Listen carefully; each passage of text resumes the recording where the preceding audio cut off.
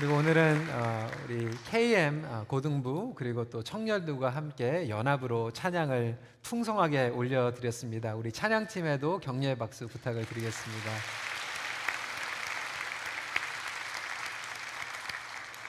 우리 좌우에 계신 분들과 함께 인사하겠습니다. Happy Easter 이렇게 인사할까요?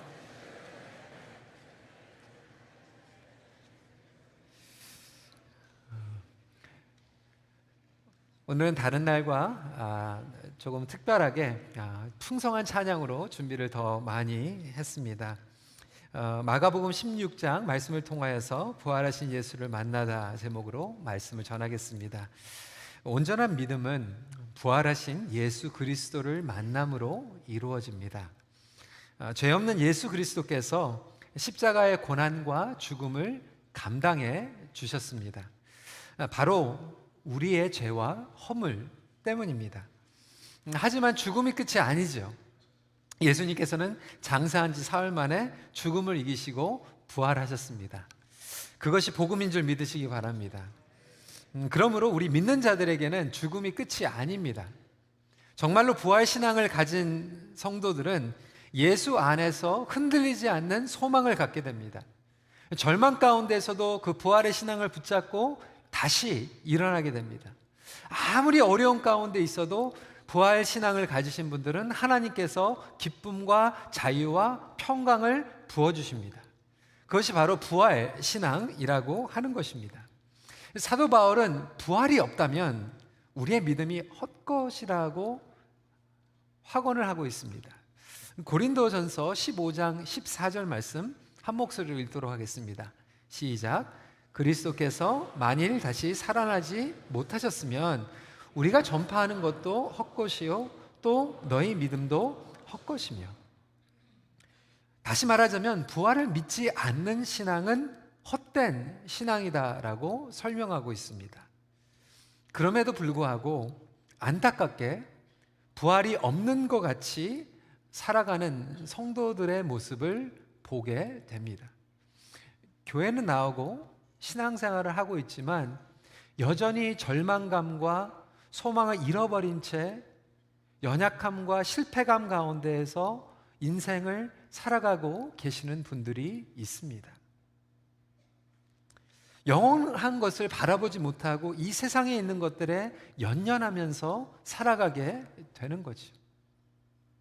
하나님께서 우리에게 허락해 주신 그 부활의 소망을 붙잡지 못하고 이 세상에 있는 것이 전부인 것으로 살아가고 있는 그리스도인들이 많이 있다라고 하는 것입니다.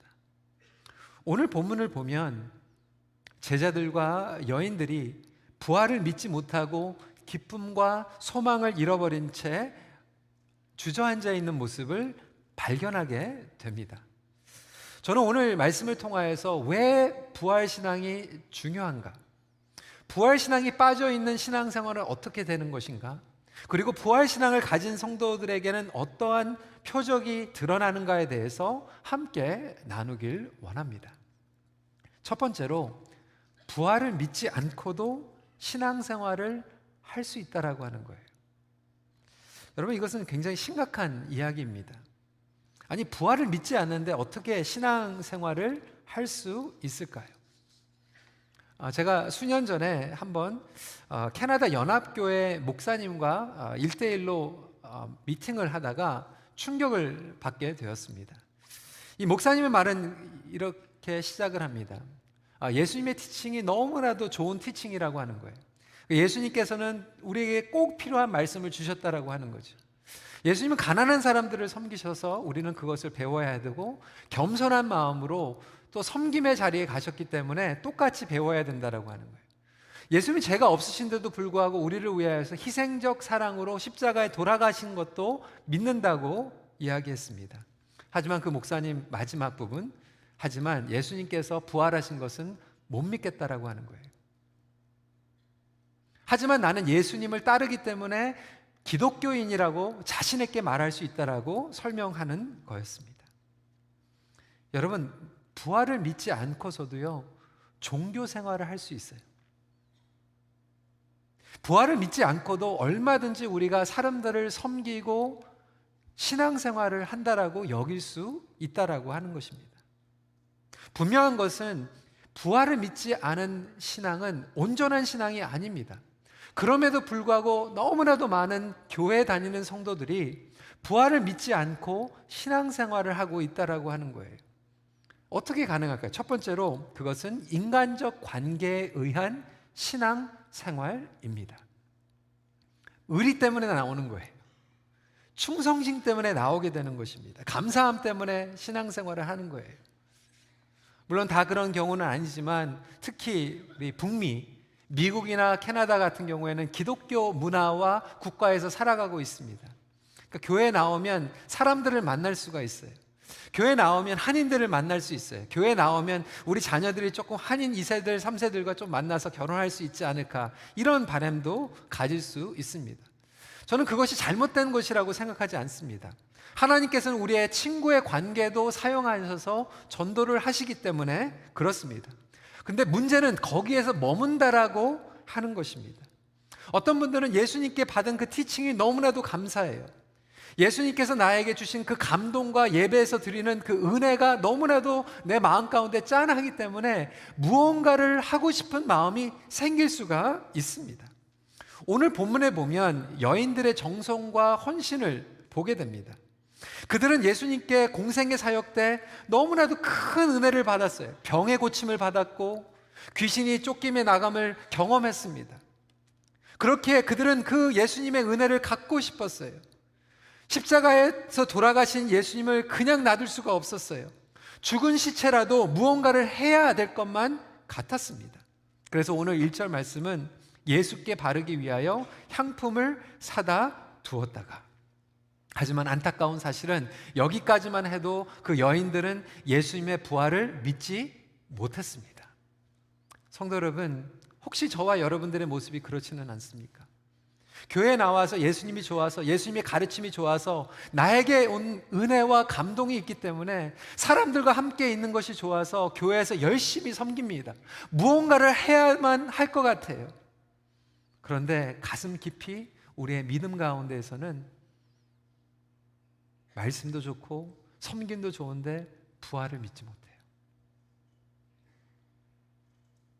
저는 그런 일들을 종종 보게 됩니다. 신앙생활을 오랫동안 하시고 직분도 받으셨는데 나중에 임종 때 보면 부활의 확신이 없는 거예요. 얼마나 안타까운지 모릅니다. 12절 말씀에 등장하는 시골로 내려가는 두 사람도 마찬가지였어요. 이들은 엠마오로 내려가는 두 제자였습니다. 모든 꿈과 소망을 잃어버린 채 내려가고 있었던 그들에게 부활하신 예수 그리스도는 만나주셨어요. 예수님을 만나고 나서 다시 돌아가게 됩니다. 친구들이 돌아오니까 제자들이 다시 함께 모였어요. 여러분, 제자들이요 부활을 믿지 않았어요. 그런데도요 참 의리가 있죠. 잘 모여요.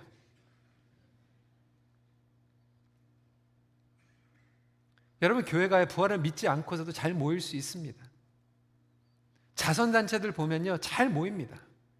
하지만 오늘 우리가 예배드리고 있는 이 자리에 부활하신 예수 그리스도를 믿지 않는다라면 YMCA와 별다른 차이가 없다라고 하는 거예요. 단순한 소셜 게더링밖에 될 수 없습니다. 너무나도 기뻐서 제자들이 친구들에게 가서 기쁜 소식을 전하였는데 13절에 보니까 어떻게 기록하고 있습니까? 두 사람이 가서 남은 제자들에게 알리었으되 역시 믿지 아니하더라. 동료들이 다시 찾아오니까 제자들은 모였지만 믿지 아니하였다라고 기록하고 있습니다. 혹시 성도 여러분, 이 자리에 앉아 계시는 여러분들 가운데서도 부활의 주님을 찬양하고 있지만 그 부활의 확신이 없는 분들이 앉아 계시지는 않으십니까? 신앙생활을 하고 있어요. 의리가 있고요, 관계가 있어서 체면이 있고 여태까지 같이 신앙생활한 것들이 있기 때문에 와서 봉사까지 합니다. 예수님께 향품까지 바릅니다. 하지만 마음 깊은 가운데 부활에 대해서는 자신이 없어요. 지난주에 저희 교회에서 유아세를 베풀었어요. 오늘 EM도 유아세를 많이 베풀었어요. 얼마나 감사한지 몰라요. 저는 2대, 3대 기독교 가정에서 자라난 친구들을 보면 참 부러울 때가 많이 있어요. 왜? 어렸을 때부터 하나님의 말씀으로 자라는 그 축복이 얼마나 큽니까? 저는 1세대 그리스도인이거든요. 그런데 동전의 양면과 또 마찬가지일 것 같아요.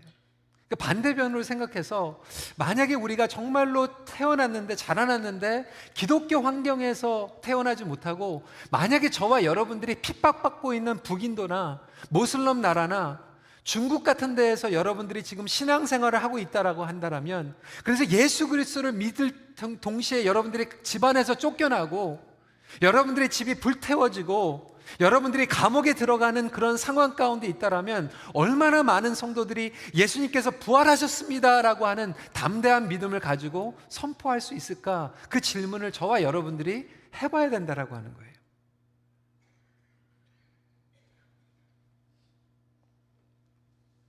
그런 곳에 있다라면 정말 저와 여러분들은 예수 그리스도의 부활을 믿을 수 있을까요? 두 번째로, 상황에 따른 신앙생활이에요. 오늘 여인들은 예수 그리스도께 나아감에도 불구하고 너무나도 그들 앞에 있는 장애물 때문에 둘러싸여 있습니다. 3절 말씀 같이 읽도록 하겠습니다. 시작.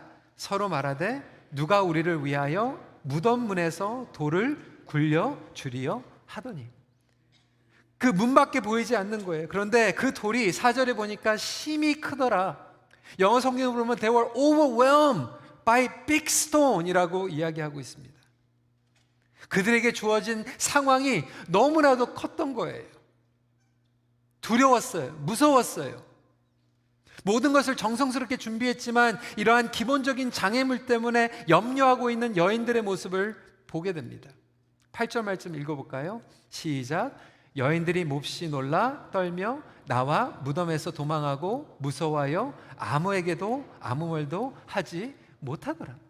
무덤의 문이 열려 있었어요.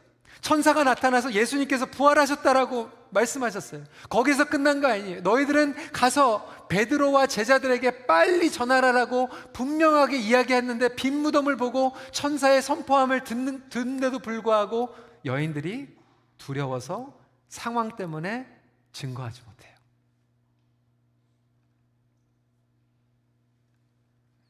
여러분, 상황에 따른 신앙은요, 두려워하는 신앙입니다. 교회 나와서는 우리가 주님 할렐루야 주님 부활하셨습니다 라고 선포하고 있지만 교회 바깥에서 우리의 일터에서 직장터에서는 예수님께서 부활하셨다라고 선포하지 못하고 두려움 가운데서 침묵하는 신앙이에요. 한마디로 이야기하면 껍데기만 있는 신앙입니다. 상황에 따라서 왔다 갔다 하면서 타협하는 신앙입니다.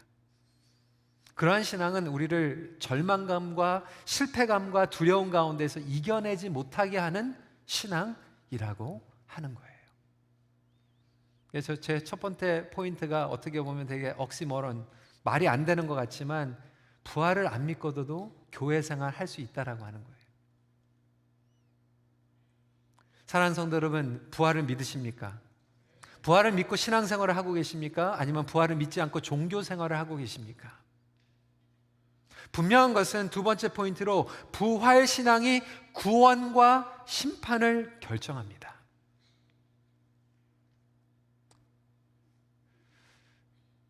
예수님께서는 여기에 대해서 타협이 없으시고 단호하게 말씀하십니다. 예수님께서는 부활을 믿지 않는 자들을 완악한 자들이라고 말씀하고 계세요. 14절 말씀 읽도록 하겠습니다. 시작. 그 후에 11 제자가 음식 먹을 때에 예수께서 그들에게 나타나사 그들의 믿음 없는 것과 마음이 완악한 것을 꾸짖으시니 이는 자기가 살아난 것을 본 자들의 말을 믿지 아니할지로라.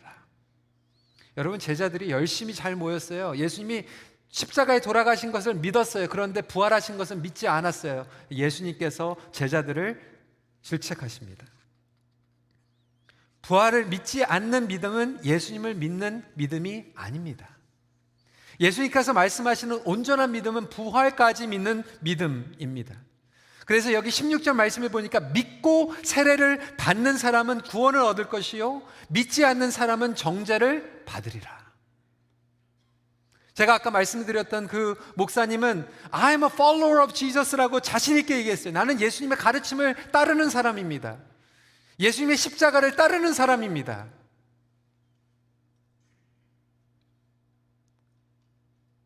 하지만 부활을 믿지 않는 신앙은 구원이 없다라고 하는 거예요. 오늘 여기에서 말씀하고 있는 이 믿음이라고 하는 것은 단순히 착한 일 하는 믿음이 아니에요. 좋은 가르침을 가리키는 믿음이 아니에요. 십자가에 돌아가신 믿음이 아니에요. 예수 그리스도께서 부활하신 믿음을 주님께서 말씀하고 계시는 거예요. 결국 부활을 믿고 있는가 믿지 않는가가 우리가 구원을 받았는가 심판 가운데 있는가를 구분하고 있다고 16절 말씀은 우리에게 분명하게 이야기하고 있어요. 아무리 교회 생활을 오래 했어도 상관이 없어요. 아무리 내가 종교 생활을 오래 했어도 상관이 없어요. 여러분 잘 들으세요. 내가 구원의 확신이 있다고 해도 상관없어요. 부활이 빠진 구원의 확신은 잘못된 확신이기 때문에 그래요. 잘못된 확신을 가지고 나아가는데 어떻게 구원을 받습니까? 예수님께서는 자신이 부활하실 것을 제자들에게 여러 번 말씀하셨어요. 마가복음만 봐도요 벌써 3번 이상 말씀하셨어요. 8장, 9장, 10장 3번이나 말씀하셨어요. 여러분 몇 주 전에 이야기 드린 것 같이 이 마가복음은요 소스가 어디입니까? 베드로예요. 베드로가 3번 들은 거예요. 왜? 베드로는 3번 듣지 않으면 알아듣지를 못하거든요. 그래서 예수님께서 베드로에게 내가 부활할 거야 3번이나 말씀하셨어요. 8장, 9장, 10장에서 말씀하셨어요. 그런데도 베드로는 믿지 못하는 거예요. 그거를 아신 주님께서 요한복음 보면 나사로까지 부활을 시키시고 표적으로 보여주시는데도 믿지 못하는 거예요. 그래서 예수님께서는 제자들에게 부활을 믿지 못하는 것을 완악하다, 강팍하다, 믿음이 없다라고 말씀하고 있는 것입니다. 제자들은 부활의 개념이 없었던 거예요. 그 당시 헬라 문화엔 부활 자체가 없었어요. 마침 노아의 홍수가 내릴 때 노아에게 비가 많이 올 테니까 방주를 준비해라. 노아는 비를 한 번도 맞아본 적이 없거든요.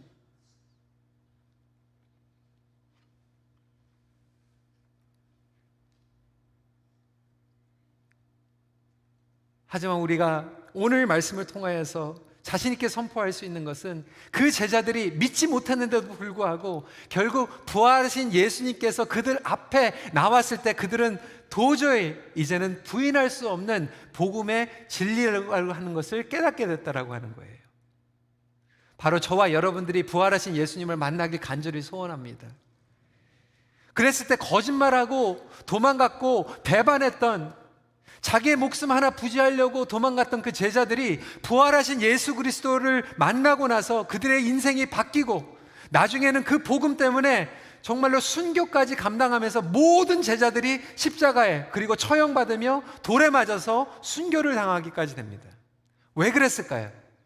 그들의 죽음이 끝이 아니라고 하는 것을 확신하게 된 거예요. 성도 여러분, 부활을 믿는 신앙은요 우리의 죽음이 끝이 아니라고 하는 것을 믿는 신앙인 줄 믿으시기 바랍니다. 여러분 죽음이 끝이 아니라고 하는 거예요. 여러분들의 끝이 아니라고 하는 거예요. 내가 눈으로 보고 내가 인간적인 개념으로 끝났다고 생각해도 하나님께서 끝난 것이 아니라고 하면 끝난 것이 아닌 줄 믿으시기 바랍니다. 그렇게 선포하시길 바랍니다. 어려운 상황 가운데에서 너무나도 인생이 끝났다라고 여기는 분들이 있죠.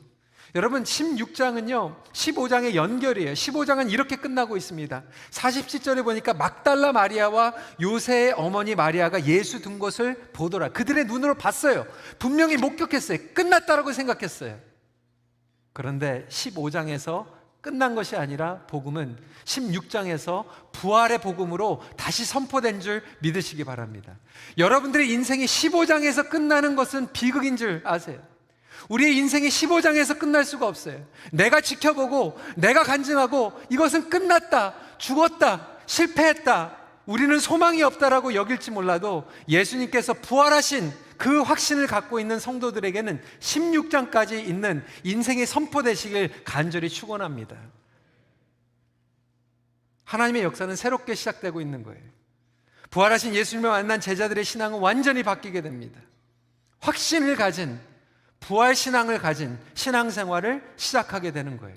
그 전까지는 제자들이 신앙생활을 했어요. 하지만 부활 신앙을 갖지는 못했어요. 마지막 포인트입니다. 부활을 믿는 자들에게는 표적이 따릅니다. 17절 18절 말씀 같이 읽도록 하겠습니다. 시작.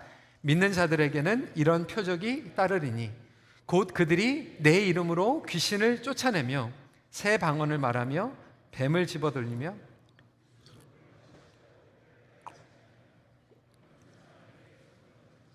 나으리라 하시더라. 사실 이 구절은 굉장히 난이한 구절이에요. 어떤 분들은 그렇게 생각해요. 이제 부활을 믿으니까 정말 거침없는 믿음으로 살아가는 게 아닌가. 어떤 이단들은 정말로요, 뱀을 만지고 막 독을 마시고. 그러니까 한국 사람들은 원래 잘하니까 괜찮은데 한국 사람이 아니면 뱀을 만지면 안 되잖아요. 뭐 뱀에 막 술을 만들어 가지고.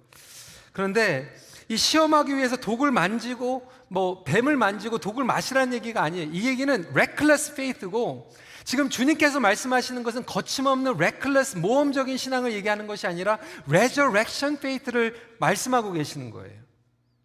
담대한 믿음의 표적을 이야기하고 있어요. 정말로 부활을 믿는 사람들에게 이러한 resurrection faith, 담대한 표적이 드러나게 되는데, 그 표적은 무엇인가?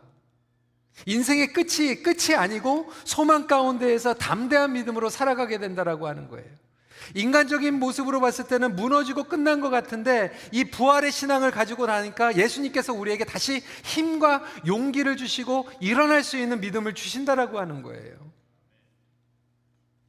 여러분들이 잘 아시는 한국의 유명한 송명희 시인 아시죠? 그가 쓴 주옥과 같은 시들이 있어요.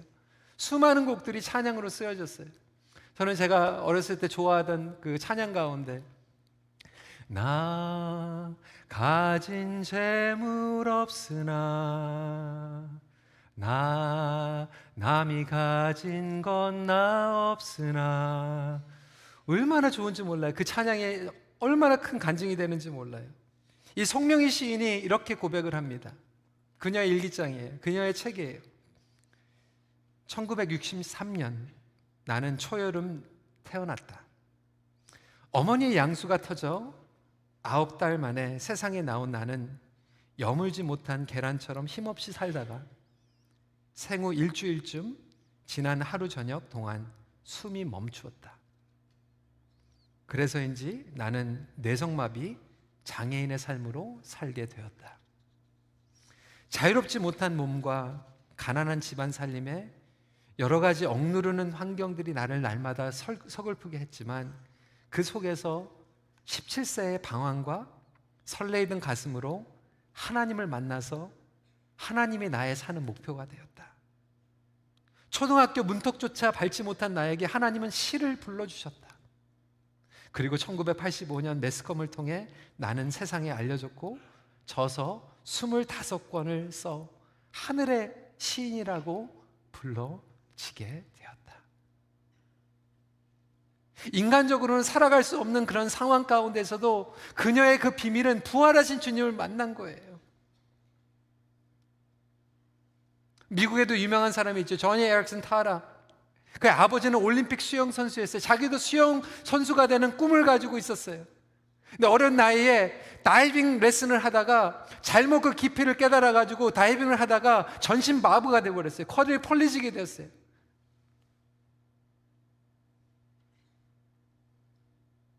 너무나도 하나님을 원망했어요. 근데 사춘기 시절에 부활하신 주님을 그녀가 만나게 됩니다. 그녀의 인생이 바뀌기 시작해요. 전 세계를 다니면서 부활의 소식을 선포하면서 담대하게 자신 있게 인생을 멋지게 누구보다도 살아가게 되었습니다. 남의 이야기가 아니에요. 저도 영어 목회를 하면서 정말로 어려운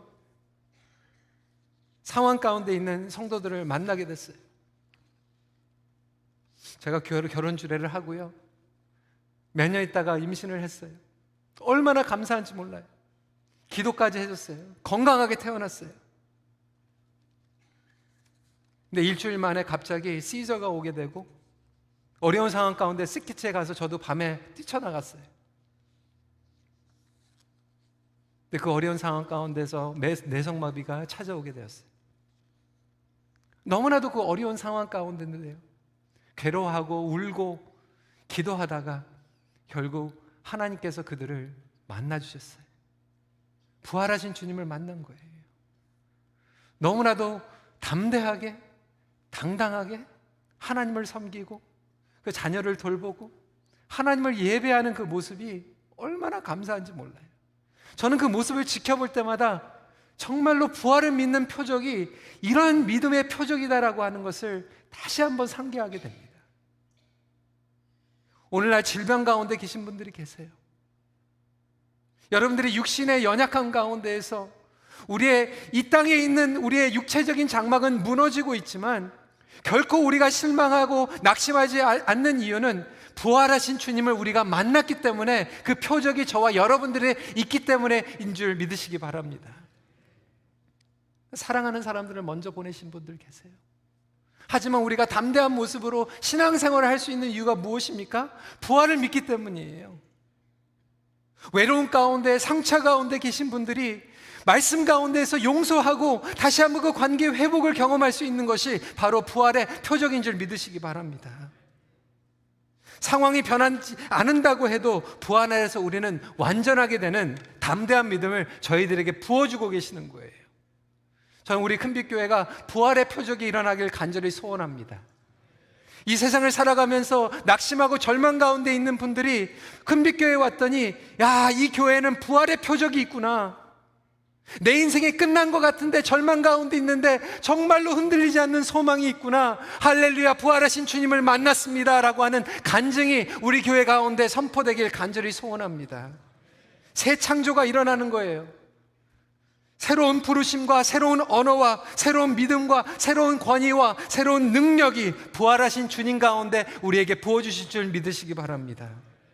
여러분, 주님께서는 2000년 전에 부활하셨어요. 그리고 지금도 살아계세요. 우리의 삶 가운데에서 역사하고 계세요. 삶 가운데 개입하고 계세요.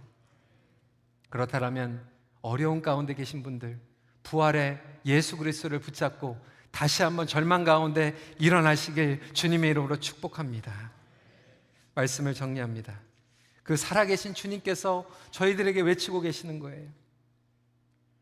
너희들의 믿음이 살아나길 원한다. 지금 제자들을 꾸짖으시면서도 너희들이 강박하다, 너희들의 믿음을 다시 점검하라 말씀하시면서도 예수님께서 안타깝게 얘기하고 계시는 거예요. 내가 부활했다, 내가 살아있다, 너희 삶 가운데 역사하고 있다. 그러므로 너희도 나의 부활을 믿으라. 부활의 표적을 담대히 삶 가운데 드러내기를 갈망하십시오. 기도하겠습니다.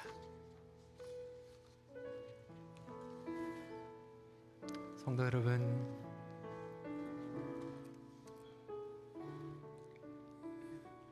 여러분 한 분 한 분을 정말로 사랑하며 안타까운 마음으로 이 시간에 진지하게 다시 한번 질문합니다.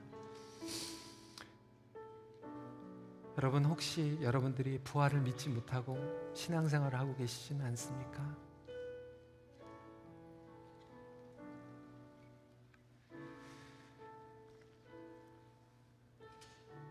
부활을 믿지 못하고 그냥 열심히 섬기고 종교생활하고 있지는 않습니까? 사람 때문에 나오고 상황 때문에 나오고 사람이 좋으면 교회 나오고 관계가 힘들면 교회를 떠나고 상황이 좋으면 예배를 드리고 상황이 안 좋으면 예배를 못 드리고 주님께서 여러분들에게 초청하십니다. 우리의 믿음을 다시 한번 점검하길 원합니다. 혹시 그 부활하신 주님을 한 번도 내 마음 가운데 구주로 영접하지 못하신 분들이 있다면 우리 이 시간에 교회 생활 오래 했던 상관이 없이 여러분들의 오른손을 가슴 위에 올려놓으시고 진지하게 기도하시길 바라요. 주님, 부활하신 주님을 만나길 원합니다. 여태까지는 주님의 그냥 말씀이 좋아서 왔어요.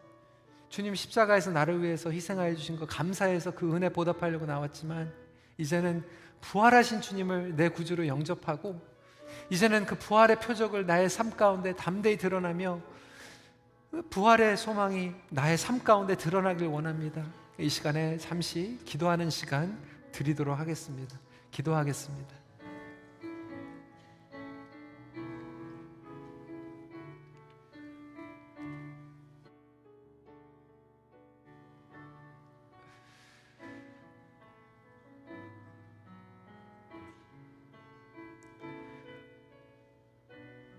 우리 봉헌 기도자 나오실 때까지 계속 기도해 주시기 바랍니다.